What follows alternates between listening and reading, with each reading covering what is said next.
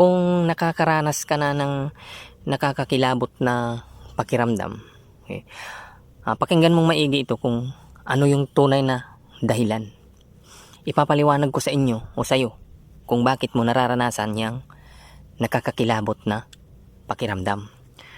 Unang-una talaga dyan, ang tunay na dahilan ay walang iba kundi kapag ikaw ay nakakaranas ng takot, nakakaramdam ka ng takot, pangamba, pagkabagabag, ay pinapaniwalaan mo yun.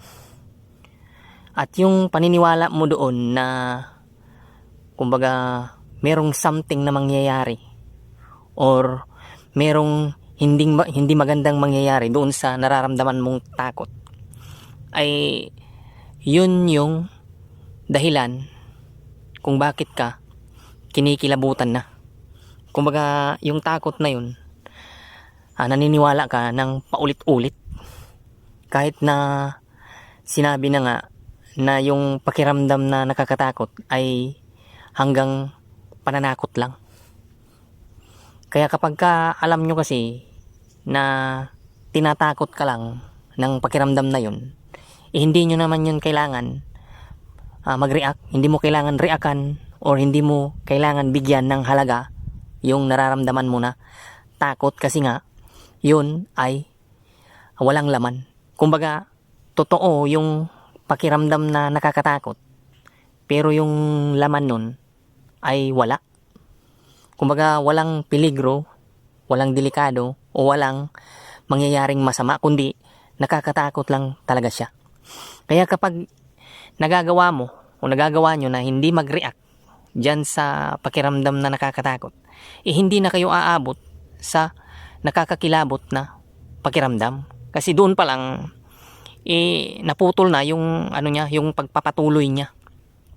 Dahil yung paniniwala kasi is yun yung dahilan ng nagpapatuloy yung ganyang pangit na pakiramdam.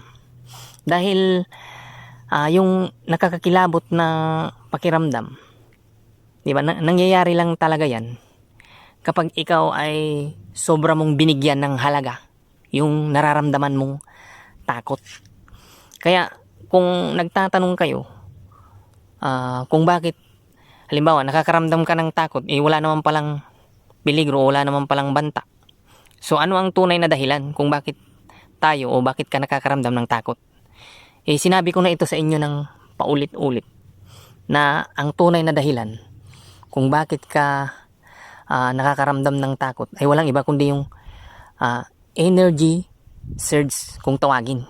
Kumbaga yan yung stress na naipon ng mahabang panahon na naimbak dyan sa katawan mo. Ngayon, nung naipon na siya o naimbak na siya sa katawan mo, lumalabas siya. Kumbaga lumalabas siya, at yun yung pakiramdam na yun nga yung natatakot ka. Yun yung dahilan kung bakit ka nakakaranas ng takot.